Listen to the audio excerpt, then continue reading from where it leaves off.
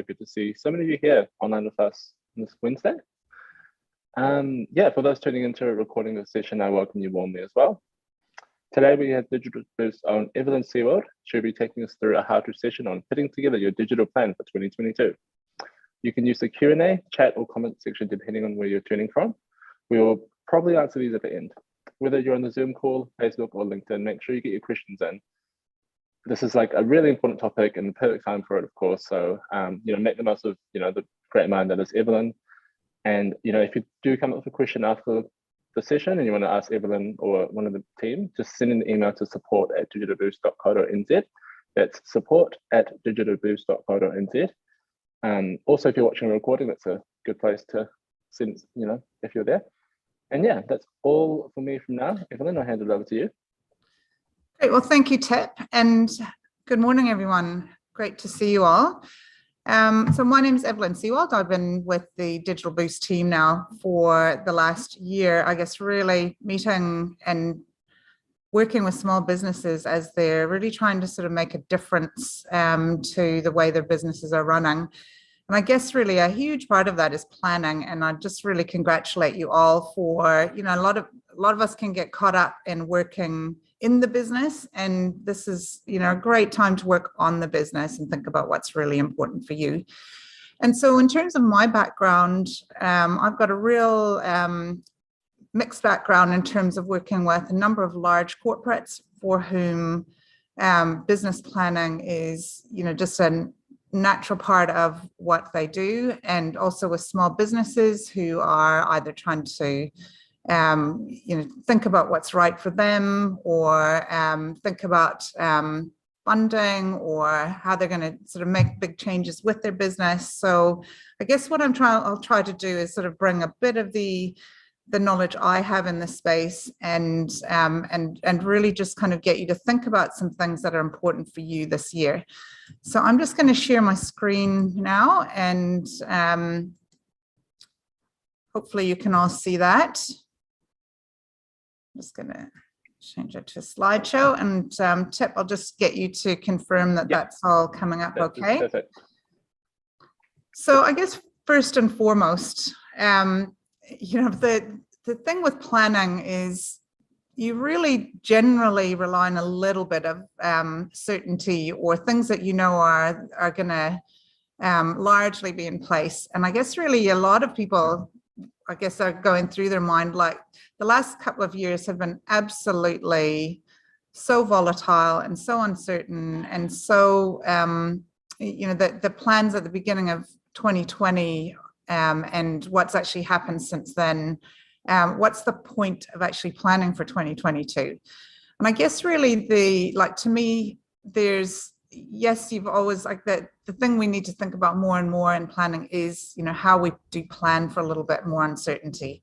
But the process of actually stepping back and looking at your business is still really, really critical to do.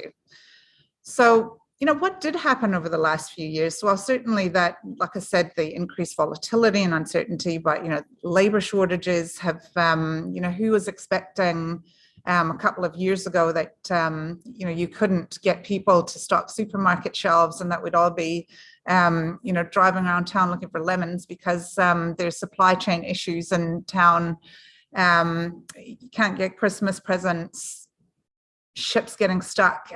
So there's a whole bunch of things that just really went horribly off the rails. But, other things that happened, which I won't go through sort of the stats and stuff because I want to focus more on the planning, but real important for you to, get your head around is the way we interact has changed forever. I mean, a couple of years ago, no one spoke about Zoom or Teams or Google Meet, and now that's just an everyday part of what we do.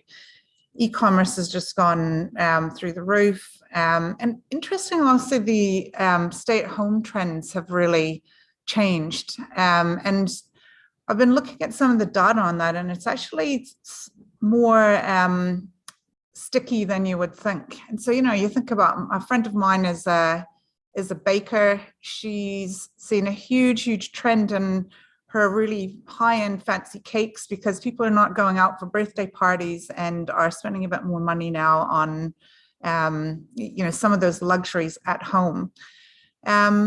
One thing's for certain, though, digital has become the norm, and it started out as a matter of survival, but it's now also created that real push for reinvention. And whilst most small businesses won't be changing their currency to crypto or buying real estate in the metaverse, there's a company that I was just looking at, a company called the Republic Realm, who's just paid 4.2 million for a plot of digital land a few weeks ago. So that's probably not what's going through most of our minds. Most of it is, how do we actually kind of think about how digital is, number one, going to be part of the way we do business, but also how can you use it to really, really think about how it makes a difference to your business. And whether that's, physios have needed to really, and doctors have needed to change to that more online consultation using apps for their plans. I mentioned my friend the baker. The number of online services and the way we're actually just completely changing the way some of those services are offered, I think, are the things that are really interesting to think about. And when we think about digital strategy, and your digital plan that comes from that is mostly really around, what should you invest in? You want to use your hard-earned or scarce resources wisely, but the majority of the people that we're speaking to are wanting one of three things: either reaching more customers, increasing revenue streams, or just generally streamlining and making business a bit easier. Questions, how much time and money do you invest in digital? Do you do it yourself? Do you get someone else to do it? And what are the greatest risks of not investing? So I guess what I'm wanting to go through now is probably throwing up a lot of questions for you, but the questions that I'm hoping that that'll help you really tease out a lot of that, digital and just general business strategy. And I guess really that's kind of the key thing. There is no digital strategy without a business strategy. And, importantly, there's a number of tools that help you do that. And I think if you want to really kind of think about your business in 2022, this is probably the best place to start. What business are you really in? Who's your customer? What do you want to get out of your business? What are your goals, your visions, your value? What did you set out on this path in the first place? Also, where are you at? Are you starting out? Are you in that thinking of starting a business? Are you startup? Are you in that really high growth phase? Or are you really looking at what your exit strategy is? And, a lot of that really influences as well what you do. And, for example, a lot of the businesses that we've spoken to think, we don't really need to invest in digital because we're planning to sell. But at the same time, what are you selling? If you're all you've got now is bricks and mortar and inventory, that's not the IP that's really, really of value in this digital age. So thinking about where are you at in that business cycle as well. So I just thought and I think we'll make this available afterwards. So feel free to sort of click into any links, whether that's, we've got some videos on the Digital Boost site on the business focused planning piece. A lot of the tools out there have got templates like Miro, which is one of the tools that we've got some information on as well, but I've just used that as one example. The Digital Boost Alliance has got some really interesting insights into what's happening in the digital realm. And, there are lots of tools that are available to you if you're wanting to go through that, or if you don't have a plan, or if you're wanting to really just refresh where you're at. But to me, the couple of things that I really like to sort of focus on, or where most people are at if you're thinking about this, is what business are you in?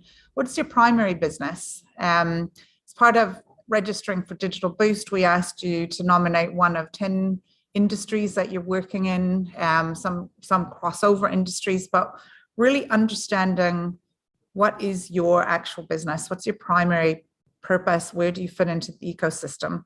Who are your competitors? Who are you competing against? What are your strengths and weaknesses?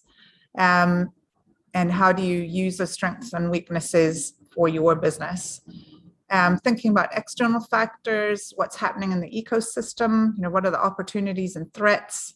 Obviously, COVID's still going to run its course economically and in a number of ways over the next few years, but also thinking about things like, interest rates. We know those are going up.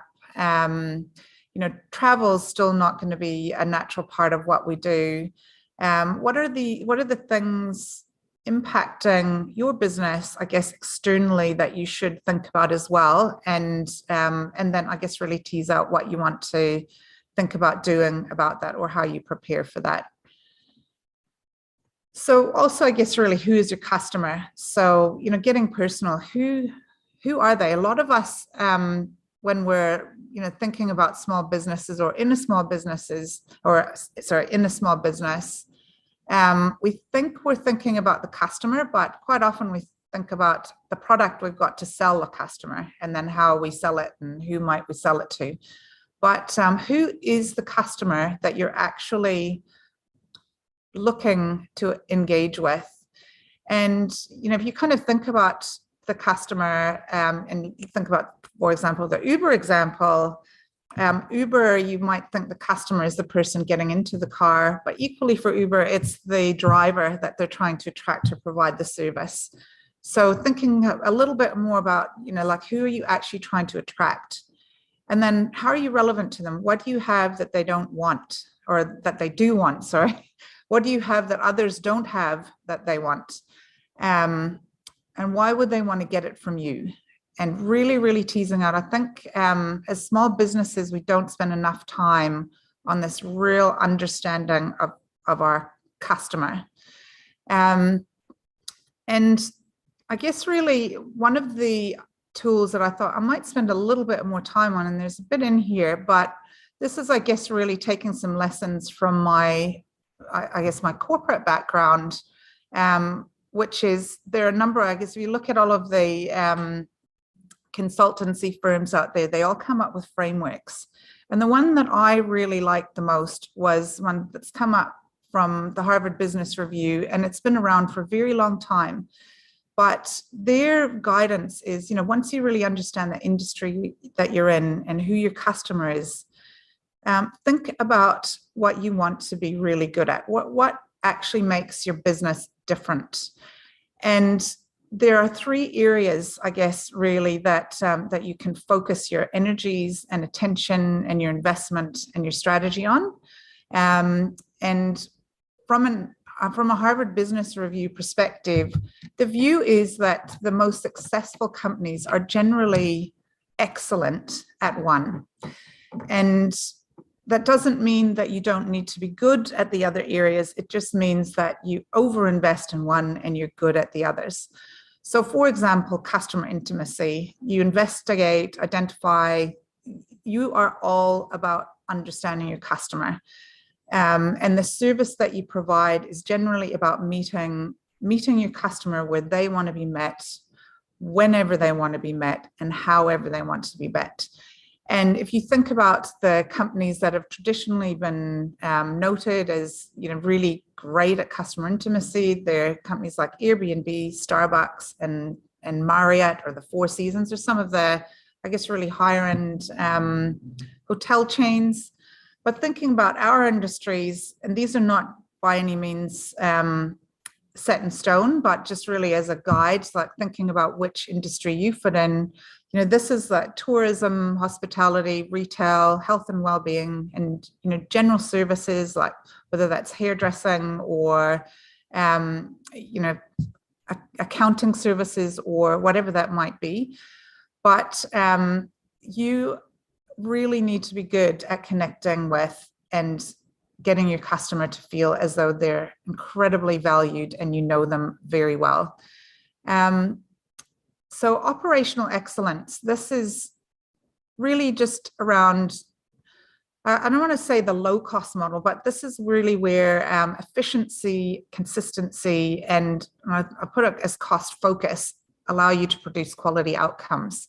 Now, interestingly, the Harvard team categorizes Amazon as operational excellence, and you would think that they would be about customer intimacy, but they're not. They're about really operationally driving out cost, delivering things in the most efficient way, and they've never been known for their fancy website, or they don't have social media in a big way.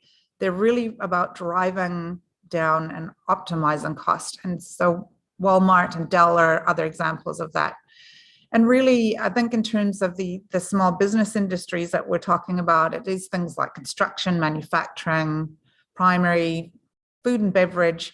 And I've put e-commerce, if the retail focus of your business is primarily e-commerce, then that starts to put you in a space of operational excellence. And then product leadership is where you're just a real kind of specialist in what you do, and what you have to offer is absolutely differentiated from the rest of the pack.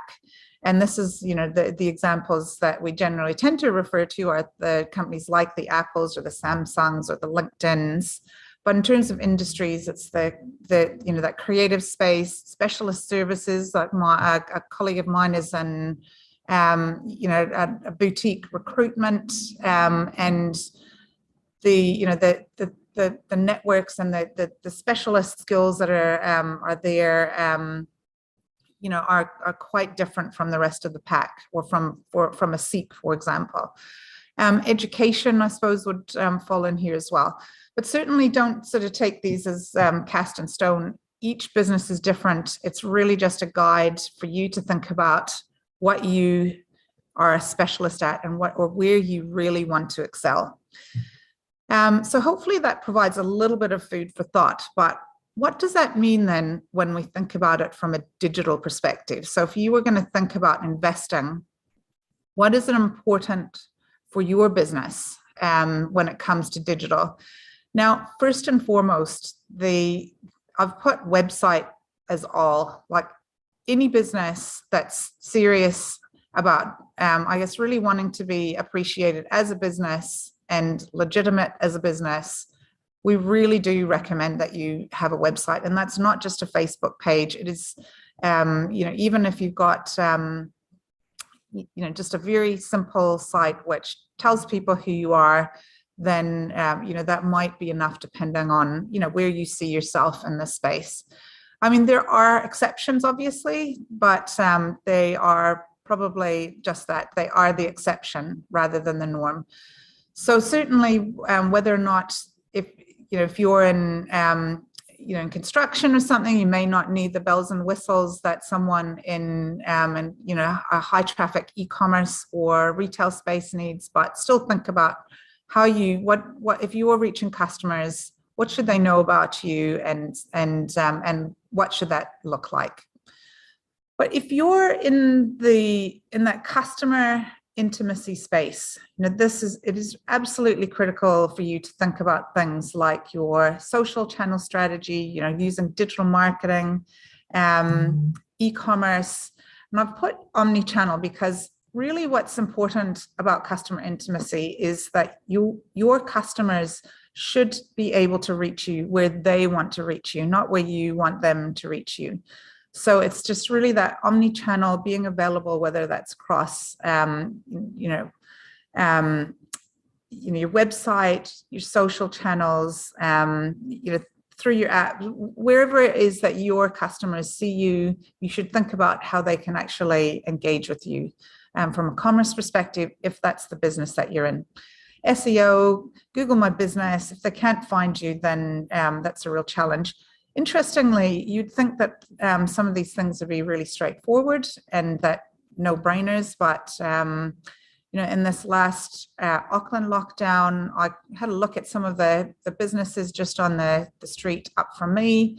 I live in central Auckland. There was a shoe store, checked out their website. They didn't have e-commerce for the entire period of lockdown.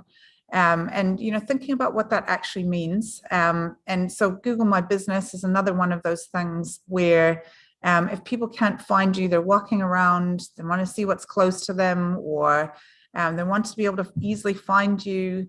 If you don't have that, it just seems like a real missed opportunity. Booking systems, if that's if you're in a service industry, then that's a real important one. Chat, FAQs, being always on, always accessible as much as possible. Marketing automation, autoresponders, making sure that all of those things are really, really humming. So when it comes to the operational excellence side of things, I mean, that's really around, at a base level, most businesses, regardless, can streamline things. Whether you're in construction and this is kind of no-brainer stuff, or whether you're in a real customer-facing business, no one kind of started their business up to do the books and so on. So if you're spending sort of 95% of your time sort of in the back office, then you might want to think about some of the tools that will make your business easier to run.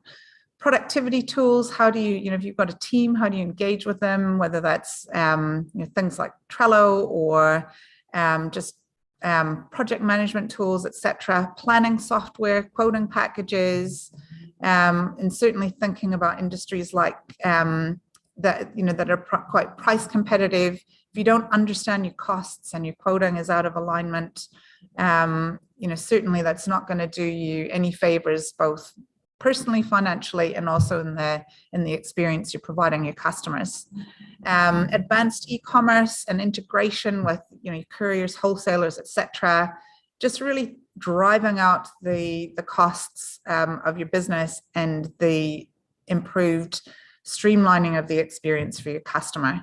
And obviously this is where automation comes into its own as well. And I was working at Fonterra for quite some time, and certainly, in the primary sector, automation is just, there's so many opportunities there to just really cut out just the paperwork side of things.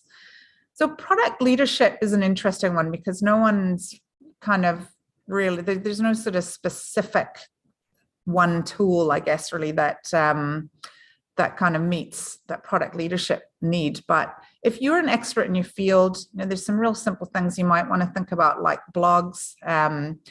If you're in the creative space, you're not going to use PowerPoint. You're probably going to be using your more advanced tools like your Adobe suite. Industry specific tools, like I was saying, like if you're in, for example, the services space, what are the tools that are really going to make or set you apart from the pack? And I'll use the example again of, specialist recruitment, the database of customers they have and how they actually use that is really, really quite sophisticated. App development, like is your product something that is app worthy, that is just going to be a real different experience if it's available in the palm of someone's hand. And then obviously there's all the future technology, which is going to become more and more relevant across all of the different, even a lot of this will become mainstream, but they're the things like AI, Internet of Things, augmented reality, virtual reality. But those are kind of real opportunities depending on the type of business that you're in. So where to start? So one of the bits of feedback that we get more often than anything, and Tip can certainly attest to this, is where do I start? It's so overwhelming. The website I could spend a fortune on. I could spend a lot of time on putting in back-end systems.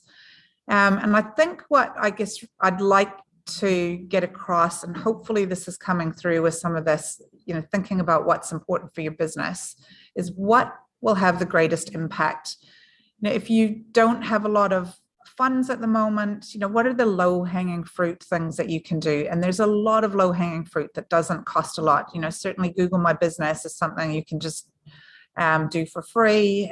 Setting up a blog, setting up your social media accounts, all of those things are, there's just that really low-hanging fruit. So thinking about where you're at as well, if you're starting or if you are a little bit further along in your digital journey, what are the business impacting opportunities? What do you want to excel at? And therefore, what should you think about investing in? If you're a customer-facing business, like a retailer that has no e-commerce, I'm just going to say that is just an absolutely critical thing to think about going forward. There, I guess, is really that last opportunity is that, once you've really focused on what are the things that are really, really going to support your business strategy, once again, where you're at, if you're trying to sell a business, if you're starting a business, what's actually going to give that value that someone will actually see in your business.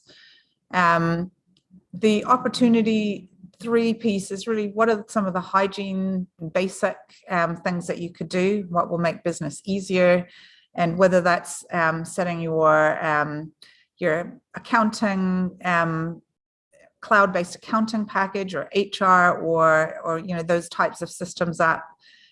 Thinking about the things that just take away the time and the pressure of doing the things you actually love and want to do in the business. And whether that's, I guess, with all of these, certainly the low-hanging fruit are things that, most people should be able to do on their own. And then depending on, number one, your own comfort levels, and I guess really the time you want to spend on it and where you're at in your business, this is where you start making decisions about, is it something you want to do yourself, or is it something that you want to get someone else to do for you?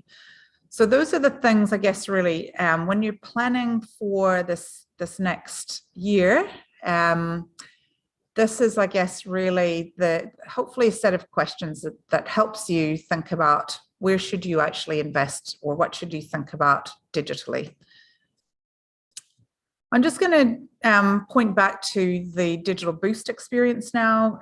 This is a constantly evolving experience, and we've made a few changes, I guess, really, that have tried to sort of help with being a little bit more direct around what we're providing at an industry level, to just to make it a little bit more digestible, because we've got so much content. But I've used an example here where I've selected my industry as retail. What we've got is that for each industry, we've put together a selection of videos which might be relevant in that space you want to excel in. So retail and e-commerce, we've got just a small selection of videos that you might find relevant for you.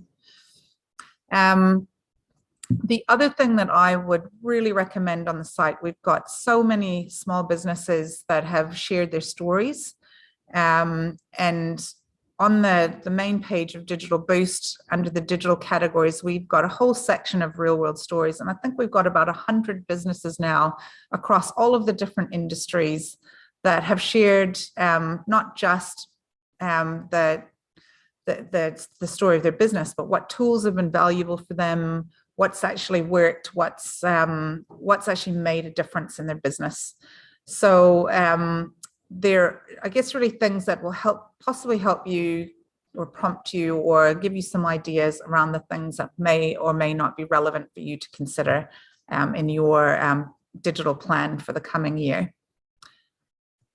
So that's all I wanted to share, and just wanted to wish you all of the best, and once again congratulate you. This is the time of year to really kind of step back and, while that momentum is there, to do resolutions or do planning, or while things are, for some of us, not so busy, obviously for others it's very busy, but just taking that time out, yeah, I congratulate you. But certainly there's a whole raft of support available through Digital Boost, whether that's on our site directly, Or I'd really encourage you to also use one of our most, one of our secret weapons is that we do have a full team available for you to contact people like Tip and myself, and certainly a whole other team of people who, if you're really wanting to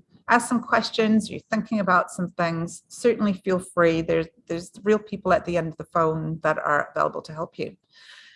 So that's all I wanted to share today, and I'll stop sharing now and hand it back over to Tip. And cool, amazing. Cool, thank you for that. That was so interesting and so valuable, I'm sure, to a lot of people. We had a question from Dean about Google My Business.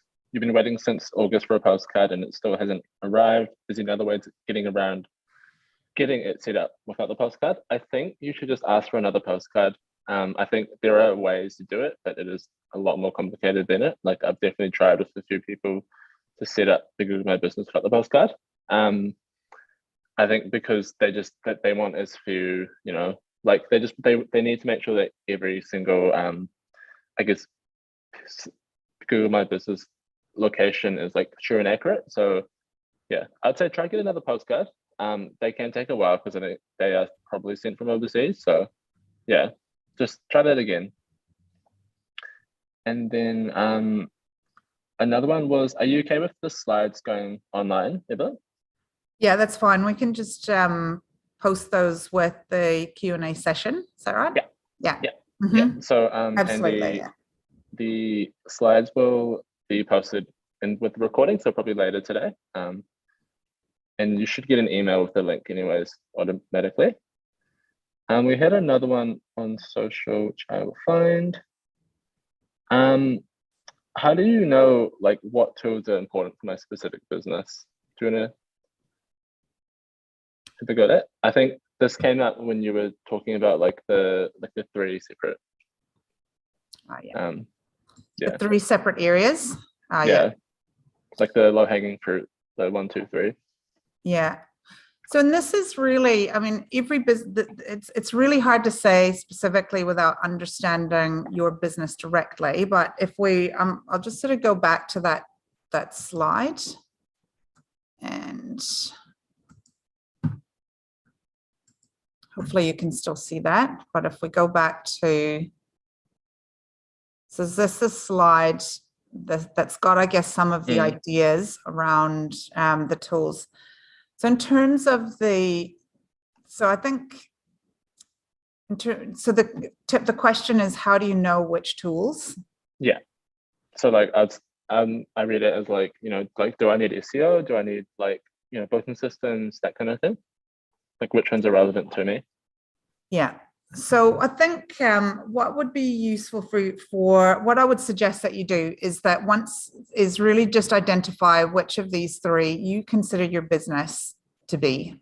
And then whether or not you want to, I guess really from there, it really depends because, you kind of think about retail. There's so many different types of retail businesses. So you could have someone who's selling produce in a farmer's market all the way through to an online book retailer. So there's quite a raft of different experiences, I guess, really for retail. But thinking about where you fit in that spectrum, and then in terms of the actual tools, there's, I think that obviously besides website, if you're depending on the business that you're in, if you are in that retail space, for example, I think, e-commerce, getting Google My Business, SEO, all of those things are relevant. It really just depends, the order that you knock them off really depends on what your priorities are. And so what I would suggest is that you look at one of a few options. One, you can really look at some of these things online, just in terms of the content, have a look at some of the real world stories, or as I said, certainly feel free to reach out to us directly, because I think it's a lot better to go through and look at your business specifically and where you're at. What have you got already? Like, I mean, obviously, if you've got some social presence, you don't need to focus so much on setup. But where are you at the moment? So certainly, I would suggest get really clear around what you think your business is, and then if depending on whether you like self-service or whether you want one of us to help you or have a discussion on that, certainly that'll I guess that'll probably be the best way to approach it, I would say. Yeah, cool, amazing. Yeah, and I guess to add to that, yeah, definitely, if you need a hand, definitely get in touch with us. And we're happy to, kind of guide you in like what might be important for you, and see what others in your industry are doing as well. So, if you're a hairdresser and you don't have the booking system that you can, but the one down the road does, it's just really convenient for customers to, I guess, to just quickly say, okay, like, they're free at, 2 p.m. That's perfect, instead of like, giving you a call, you might be busy, it might go to your voicemail and stuff. It's really good to get technology to do things for you. So it makes it easier for the customer and easier for you. So it's like a win-win, right? And depending on the industries, that kind of stuff is really important. Yeah, absolutely. Yeah. Cool. And certainly the Digital Boost team, I guess where, the beauty of this team is that we are, relatively agnostic in terms of the tools that we recommend. We don't have any interest in one over the other. I mean, obviously we are really familiar with the primary tools, and that's what we spend the most focus on. But really, this is not the benefit is that we're not going to try and sell you something. And certainly the team has spoken to a number of small businesses, and we've got a wealth of resource that we can tap in through MB or the Digital Boost Alliance that we can really use to support that process. Yeah, cool, amazing. Yeah, that's all the questions we have at the moment. So, we'll put the recording up online. I know a lot of you will want to have a look at this again. So that should come to your inbox later today. Give us a message if you don't get it. And yeah, I'll just plug tomorrow. We have a coffee and question session, which is like a more meeting session. So, all of you here can join in, have a chat to us. We can split into breakout rooms if we need to. We can talk about anything and everything to do with what your business may need. Maybe you want to reflect on the session, maybe you want to know what tools are important to you. Just, we've got most of the team, so there'll be like 5 or 6 of us maybe there to have a chat with you. So definitely tune in. It's at 10 a.m. tomorrow. You can sign up on the Digital site as you did for this one. And yeah, that's super exciting to talk to you, so it's not just our faces. You can see more of your pretty faces. And yeah, do you have any closing thoughts, Evelyn, before we wrap up? Yeah, once again, I'd really like to congratulate you. I think this is such an important piece of work that, most small businesses don't do. So the fact that you're on this call and that you're thinking about this is a really, really good start. And, think about, how much this is going to really guide what you think about over the coming year. And while everyone's kind of going to have sort of some uncertainty, and we still don't know exactly how COVID's going to play out, there are certainly things that you can think about and make sure that you're, best prepared for the coming year. But yeah, thanks, Tip. I've really enjoyed the conversation, and we do really enjoy connecting with our Digital Boost users, and certainly feel free to reach out. Amazing. Yeah, thanks, guys. Yeah, have a great day. Support at digitalboost.co.nz if you have any questions, and yeah, have a great rest of your day, or if you're watching a recording, maybe the rest of your evening, and we'll see you all tomorrow at 10. Sounds good.